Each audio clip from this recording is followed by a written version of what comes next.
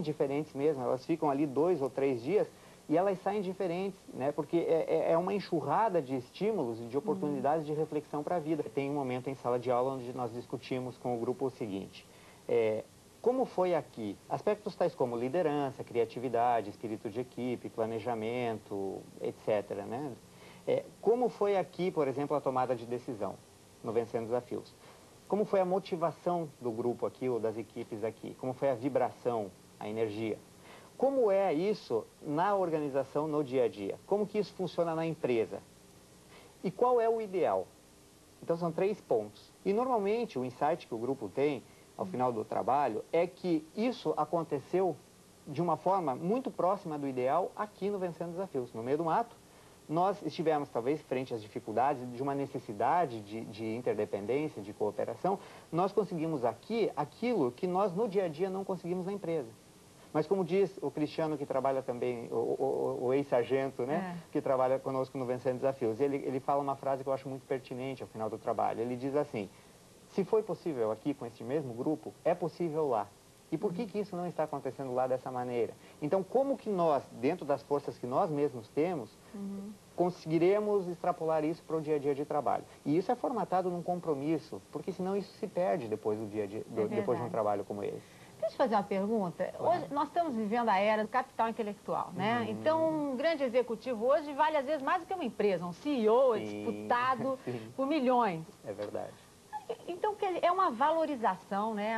Uma volta à valorização da importância do ser humano. Isso implica certamente em respeitar, ter conhecimento da psicologia humana, da natureza humana. Será que a empresa, vamos dizer, a empresa brasileira, já está adaptada, estou falando aqui em termos de maioria, da experiência que você enfrenta. Ela já tem esse entendimento? Elas estão atentas à psicologia do seu funcionário? Muitas vezes eu faço um discurso enquanto empresário, e isso a gente percebe muito nos grupos de executivos de nível hierárquico mais elevado.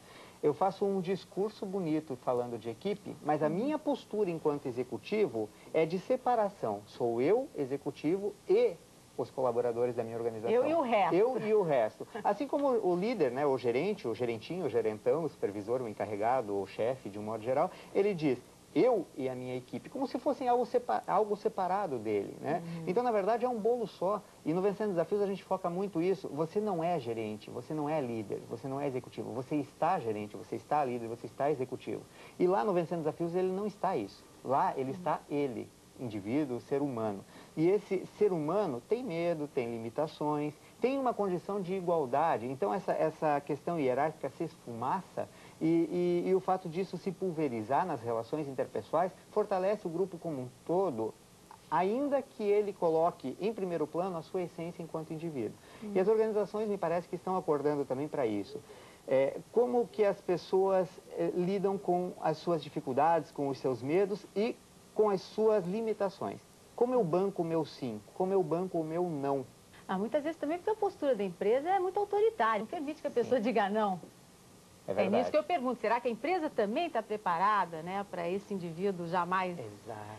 que extrapole mais a sua criatividade, que tenha mais força de vontade, mais iniciativa? Descreve aí pra gente um programa, assim, bem do tipo radical mesmo. Como é que você seleciona um ambiente? Grupos mais sedentários, é possível fazer, por exemplo, o trabalho numa pousada, num hotel rural, desde que no ambiente de mata e campo.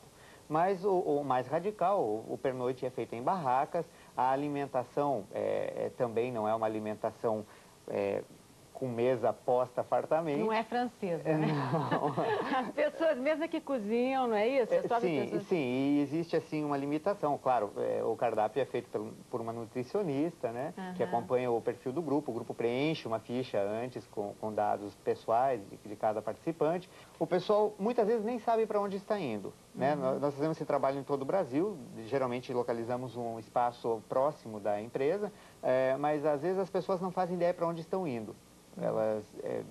Já aconteceu, por exemplo, de um ônibus parar na frente da empresa e as pessoas entrarem na saída do seu expediente, os gerentes entrarem dentro de um ônibus e irem para algum local. Aí você sequestra a equipe. Sequestramos a equipe por um final de semana. Já começa com clima de suspense, exato. Já dá aquela pressão. Lógico que a família fica sabendo. Entendo. A gente está indo lá para uma confraternização, aquelas coisas.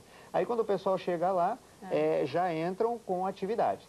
Aí já o quê? chegam em Um atividades. acampamento no meio do mato? Por exemplo, pode ser, nós temos convênios com algumas florestas nacionais do IBAMA, também... Tocantins vocês têm agora até não é? Para exemplificar um local. Exatamente, próximo a Palmas, em Taquaruçu, no Tocantins, numa fazenda maravilhosa, também em Santa Catarina, no espaço do IBAMA, na Floresta Nacional do IBAMA, em Três Barras, Santa Catarina, entre outros locais espalhados por esse país. Aí o pessoal acorda cedo, sim. Vou falar do mais radical. Tá. O pessoal acorda cedo, tem atividades ao longo da manhã. Pode ser, por exemplo, uma atividade, dependendo muito da intenção da empresa, da estratégia da empresa, pode ser uma atividade que simule uma organização no meio do mato. Então, equipes que têm treinamento de funções e cargos e têm que desempenhar suas funções, mas com uma interdependência. Que tipo de função, assim? Uma caçada? Não, por exemplo, essas equipes eles têm cargos. O comandante, o administrador de materiais, o administrador de ambiente, o administrador do tempo, etc. Essas pessoas, elas têm recursos para atingirem suas metas. Esses recursos, por vezes escassos, onde podemos fazer um paralelo com a questão da produtividade empresarial, por exemplo, esses recursos escassos têm que frutificar em resultados positivos. Depois de acordarem cedo, o pessoal, eles também têm que conquistar sua alimentação. Essa alimentação é bastante racionada, digamos assim, embora feita também de acordo com o perfil do grupo, por uma nutricionista. Então, o grupo tem que otimizar aqueles recursos chamados alimentação naquele momento, ao longo da manhã, por exemplo. Começamos então com trabalhos individuais, onde trabalhamos qualidade de vida, respiração, relaxamento, alongamentos, etc., para preparar o corpo para as atividades. Começamos com atividades de cunho individual, com caminhadas, com reflexão, onde a pessoa entra em contato com a natureza, propriamente dito, ele entra em sintonia com o local, e a partir disso, então, ele já está preparado para podermos, então, trabalhar atividades que vão trabalhando, primeiro, individual, depois o interpessoal.